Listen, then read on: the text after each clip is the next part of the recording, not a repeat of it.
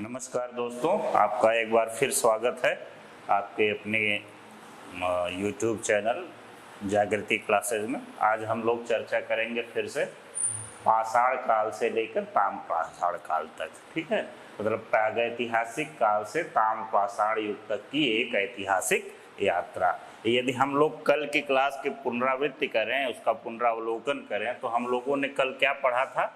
इतिहास क्या है। ठीक, इतिहास क्या है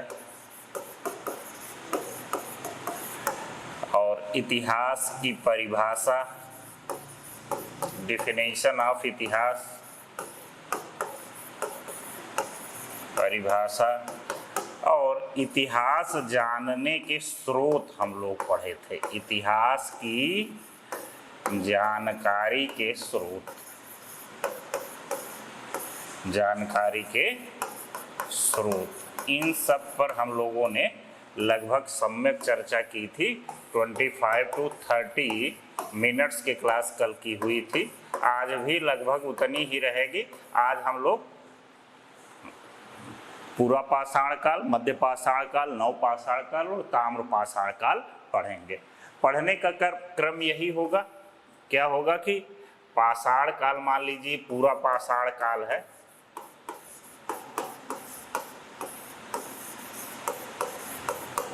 तो इसका विशेषता,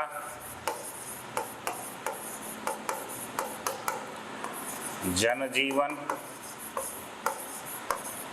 और इसके जो उपकरण थे, किस प्रकार के उपकरण ये मतलब यूज करते थे, कौन से उपकरण। चौथा जो सबसे महत्वपूर्ण चीज है वो स्थल, महत्वपूर्ण पूरा पाषाणकालीन स्थल।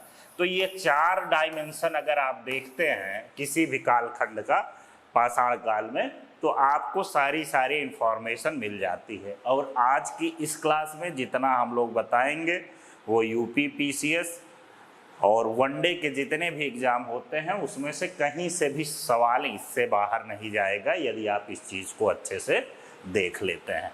तो आइए शुरू करते हैं हम लोग अपनी यात्रा का क्रम।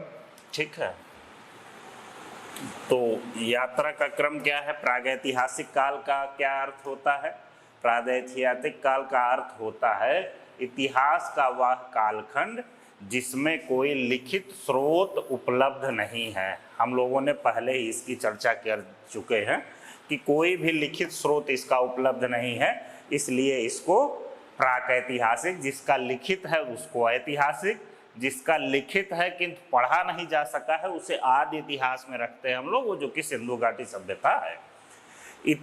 तो जानकारी का स्रोत क्या होगा? इतिहासकारों द्वारा पूरी तरह से पुरातात्विक और स्थापत्य स्रोतों पर ही निर्भरता रहती है इसकी। ठीक है, तो ये प्रागैतिहासिक काल का अर्थ है। इसी प्रागैतिहासिक काल में 4 कालखंड आते हैं, हमने आपको बताया था।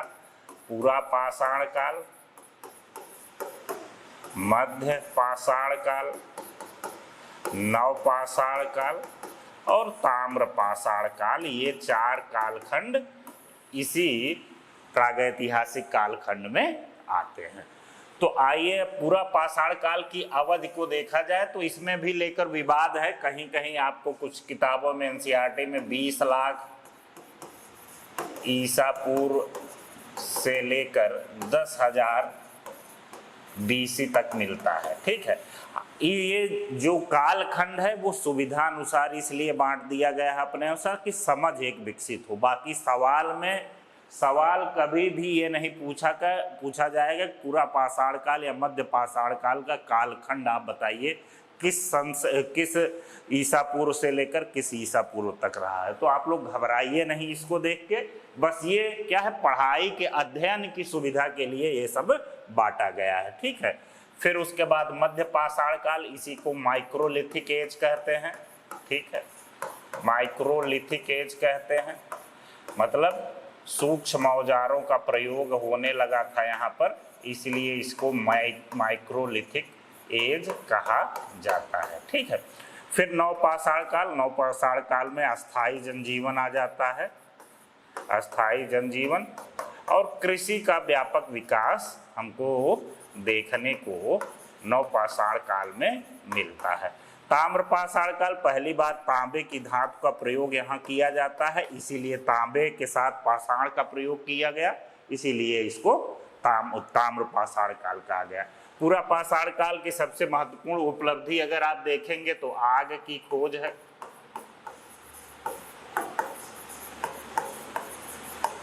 मध्य पाषाण काल के सूक्ष्म औजारों का प्रयोग होने लगा था और यहाँ पर पशुपालन की शुरुआत हो जाती है। ये सवाल आमतौर पर पूछा जाता है आपके सवाल। नवपाषाण काल में पहिए का आविष्कार हो जाता है, पहिए का आविष्कार, और यहाँ पर अस्थाई जनजीवन हो जाता है और कृषि का प्रयोग यहाँ पर हम लोग करने लगते हैं व्यापक तौर पर, जैसे गेहूं, जौ, चना, दाल आदि का उल्लेख हमको यहाँ से मिलता है। तो इस आधार पर इन सब चीज़ों को देखिए मैंने जितनी चीज़ें बताई इतने में ही वनडे एग्जाम का सारी चीज़ें सवाल आ जाते हैं, ठीक है। लेकिन आप लोगों को अभी हम विस्तार पूर्वक बनाएंगे, जो पीसीएस वाले देने वाले बच्चे हैं उनके लिए भी आपको सारी जानकारी मिल जाएगी। तो ये मोटा मोटा हो जाता है। पाषाण काल नाम क्यों पड़ा था, हम लोगों ने बताया ही था कि मानव के जो केंद्र में था, उसकी अर्थव्यवस्था के केंद्र में, उसके भोजन के केंद्र में, उसके सुरक्षा के केंद्र में, आग जलाने के काम में सब कुछ पाषाण ही था, मतलब पत्थर ही था, इसलिए इसको स्टोन एज या पाषाण काल कहा गया। आइए हम लोग चलते हैं आगे, आपको विस्तार पूर्वक समझेंगे। देखिए एक चीज़ और दूसरी चीज़ हम लोगों ने बताया था कि मानव का जो विकास हुआ है ये आमतौर पर किसी भी एग्जाम में पूछ लेता है, तो आज आप लोग इसको पढ़ लीजिए, जीवन में कभी नहीं भूलेंगे। 5 प्रकार से मानव के विकास का गतिक्रम चलता है और जो होमो सेपियंस होता है वो अंतिम बुद्धिमान मानव कहा जाता है। सबसे पहले जो मानव आया था, जो जिसको कहते हैं ऑस्ट्रेलोपिथेकस, द्विपादिता मतलब 2 पैरों पर खड़े हो जाना, सीधे खड़े हो जाना ही इसकी विशेषता पहली बार ऑस्ट्रेलोपिथेकस में देखने को मिलती है।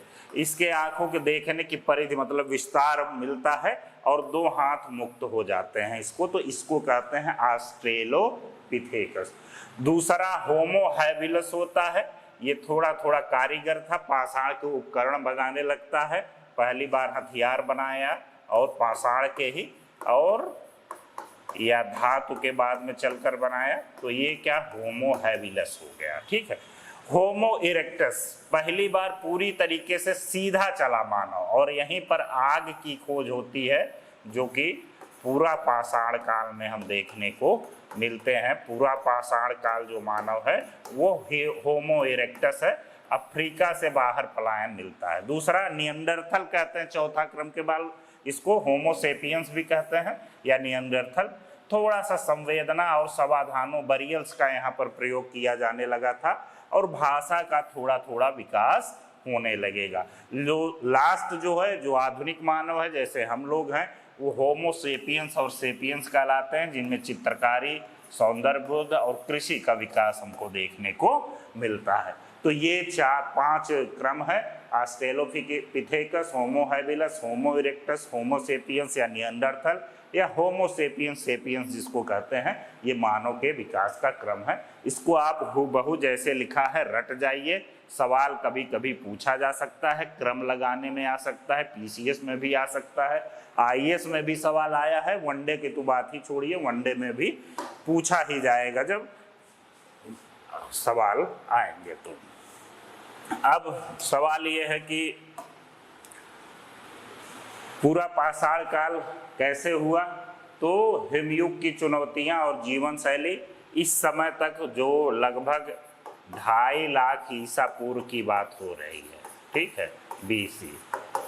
यहाँ पर कठिन जलवायु और हिमयुग था पहले, संसाधनों की बहुत कमी थी और प्राकृतिक गुफाओं और कंदराओं में जो मानव था यहाँ का पूरा पाषाण कालीन मानव वो जीवन यापन करता था। इनका जो आहार होता था वो आखेटक मतलब आमतौर पर शिकारी थे, खाद्य संग्राहक थे। खाद्य संग्राहक का शब्द क्या मतलब क्या होता है कि खाने को इकट्ठा कर लेते थे, मतलब भोजन को काफ़ी दिन तक उसको इकट्ठा कर लेते थे ताकि उनको शिकार बार बार न करना पड़े। अब भोजन क्या होता था, कंदमूल फल होते थे या जंगली जीव होते थे या मांस होते थे। आमतौर पर मांस और कंदमूल पर पूर्ण निर्भरता, जैसे हमने बताया ही आपको।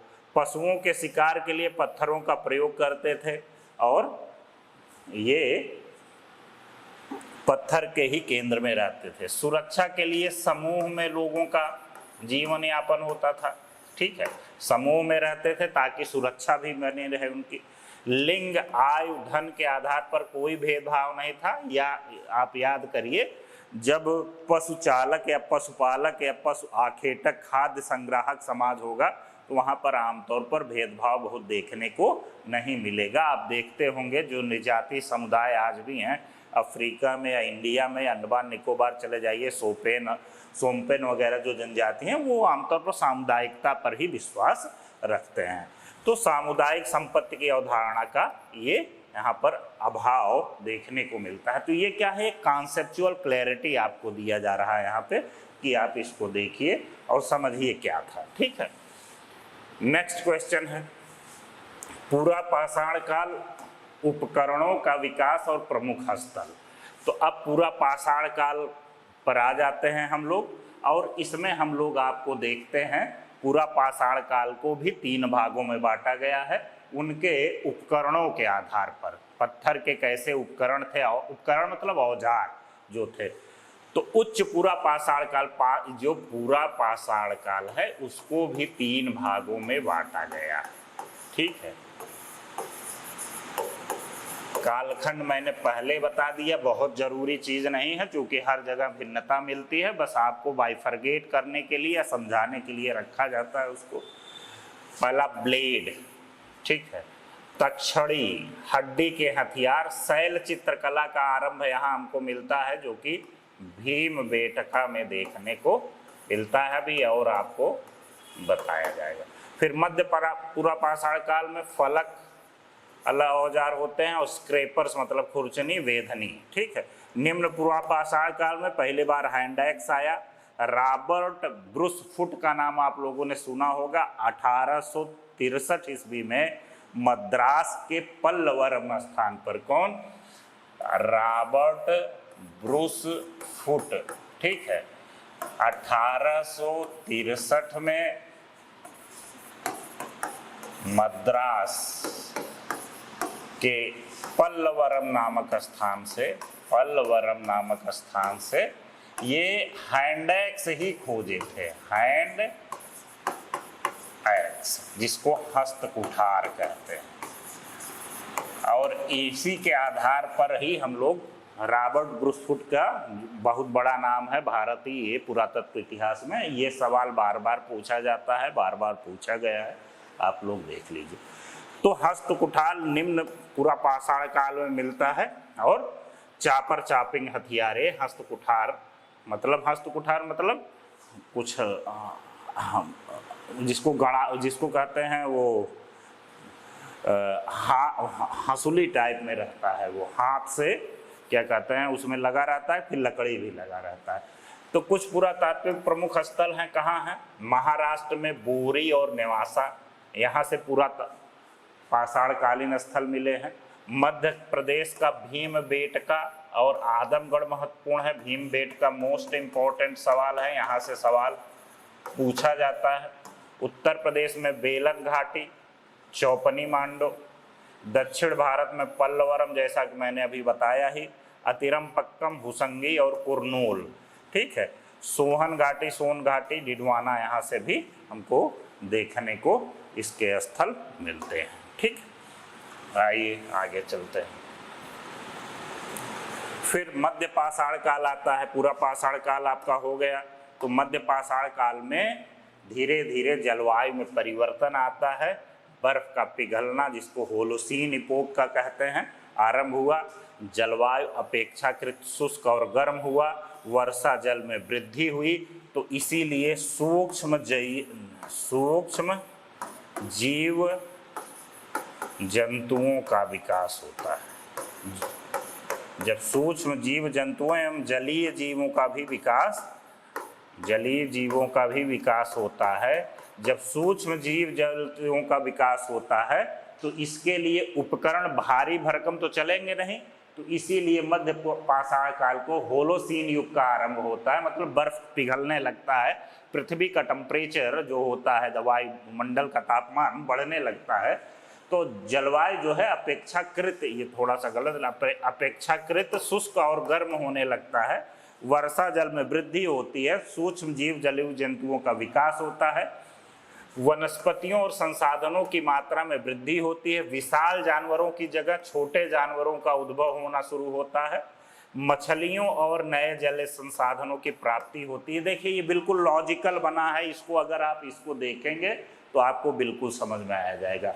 अब देखिए जब ऐसी परिस्थिति बनी और ऐसा परिवर्तन हुआ तब उसी के अनुसार उपकरण भी, जो पत्थर के उपकरण थे वो भी छोटे छोटे बनाए जाने लगे, इसीलिए इसको माइक्रोलिथ भी कहते हैं, माइक्रोलिथिक एज भी कहा जाता है। किसको कहा जाता है?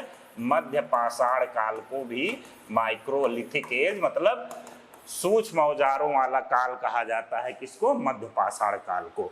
आइए आगे आपको पता चलेगा सारी चीजें। देखिए कैसे सूक्ष्म पाषाण काल का युग कैसे कहा जा रहा है। देखिए तो अब पत्थर जो होते थे वो 2 से 4 इंच के बनाए जाने लगे, ठीक है, 4 इंच के लंबे ज्यामितीय आकार के धारदार हथियार बने, तो सूक्ष्म जीवों के जिससे हम शिकार कर सकें और उसका हम लोग भोजन कर सकें, इसलिए इसको सूक्ष्म जीव। अब देखिए ये पहली बार पशुपालन की जो शुरुआत होती है, मोस्ट इंपॉर्टेंट सवाल है ये। 2 स्थान है आदमगढ़ तथा बागोर, लिख लीजिए आप लोग, आदमगढ़ तथा बागोर, आदमगढ़ तथा बागोर, ये 2 स्थान है जहां से हमको पशुपालन का व्यापक आपको मिलता है साक्ष्य, ठीक है। जैसे पशुपालन में क्या ये सब कुत्ता भेड़ बकरी का पालन, मनुष्य अब केवल शिकारी नहीं रहा बल्कि पशुपालक भी हो गया। और जब पशुपालक हो गया तो आहार में भी विविधता आई, कंदमूल और मांस के साथ साथ मछलियों का सेवन भी करने लगे, विभिन्न प्रकार के पशुओं का मांस खाने लगा मानव। और फिर जो आवास था प्राकृतिक गुफाओं के साथ साथ अस्थायी गोलाकार पत्थर की झोपड़ियां, जैसे बागोर में हमको देखने को मिलता है, जो पशुपालन का बेड़ा था वहां से हमको देखने को मिला। अब बरियल्स मतलब होता है समाधान, धार्मिक संस्कारों की शुरुआत यहाँ से होती है। संभावित वर्गीकरण के संकेत, मृद भांडों की प्रारंभिक उपस्थिति हमको मध्य पाषाण काल से देखने को मिलती है। ये बहुत ही महत्वपूर्ण तथ्य है, इसको आप लोग रट लीजिएगा। तो इसके जो प्रमुख स्थल हैं जैसे बागोर, एक आदमगढ़ इसमें नहीं लिखा है, इसको लिख लीजिए आप लोग, तिलवाड़ा, सराय नाहर राय और लंघनाज। ये लांघनाज नहीं है, लंघनाज है, लंघनाज, ठीक है। तो ये मोटा मोटी आपको स्थान यहाँ से देखने को मध्य पाषाण काल का मिलता है, ठीक है। अब शैल चित्रों की बात की जाए, शैल चित्र का मतलब होता है गुफा चित्र। जहाँ गुफाएं रही हैं वहाँ पर कैसी गुफाएं होती थी, देख लिए गुफाएं थी। और ये जो भीम बेटका का गुफा मिला हुआ है, भीम बेटका में, ये कहाँ है भीम बेटका? मध्य प्रदेश के रायसेन जिले में है। और रायसेन जिले में है, वहाँ ऐसे ही कलाकारी, ऐसे ही शैल चित्रों का उपयोग किया गया है। मतलब जो गुफा है, गुफा की दीवार है, उस पर ऐसे ऐसे चित्र हमको देखने को मिलते हैं। तो उच्च पूरा पाषाण काल से शुरू होकर मध्य पाषाण काल में चरम पर प्रमुख स्थल भीमबेटका, शैल चित्र में आदमगढ़ और पंचमढ़ी। ये भीमबेटका का चित्र दिखाया गया है। इसके अंदर क्या था? प्राकृतिक रंगों का प्रयोग हुआ है, लाल रंग, सफेद, हरा और पीला। प्राकृतिक रंगों का मतलब जो पेड़ पौधे और पत्तियों से रंग होते थे उसको लाके दीवार पर पेंट करते थे, फिर वो उसी रंग का प्रयोग हुआ है। गुफाओं के दीवारों और छतों पर प्राकृतिक रूप से निर्मित ये ऐसे किए गए हैं। क्या है कि पशु के पीछे भागता हुआ मानव, पशु का शिकार करता हुआ मानव, पशु, भेड़, बकरियां, हाथी, बैल, सांड, सबका चित्र है, ये सब दिखाया गया है। ठीक है। डंडाकार स्टिक फिगर में मानव चित्रण किया गया है। ठीक है।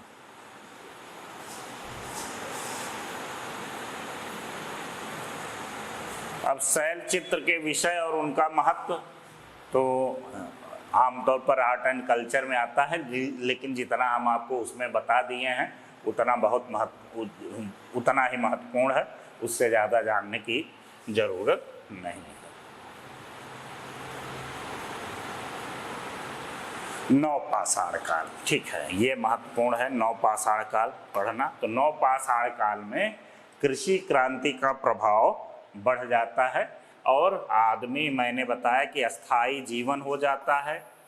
तब तक मनुष्य के पास क्या क्या हो जाता है? आग का आविष्कार पूरा पाषाण काल, और पशुपालन मध्य पाषाण काल, और नवपाषाण काल में पहिए का आविष्कार हो जाता है। तो मानव का जो जीवन होता है वो हो जाता है अस्थाई, और मानव जो हो जाता है क्या हो जाता है?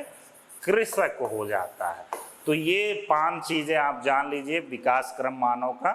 कैसे? आग की खोज हुई पूरा पाषाण काल में, मध्य पाषाण काल में पशुपालन, पहिया आपका यहाँ, फिर स्थायी कृषि, इंसान का स्थायी जीवन प्रारंभ हो जाता है। गेहूं और जौ, चावल की खेती की जाने लगती है। फिर थोड़ा कृषि अधिशेष जब होता है तो आवश्यकता से अधिक अन्न उपजाते हैं, जिससे क्या होता है?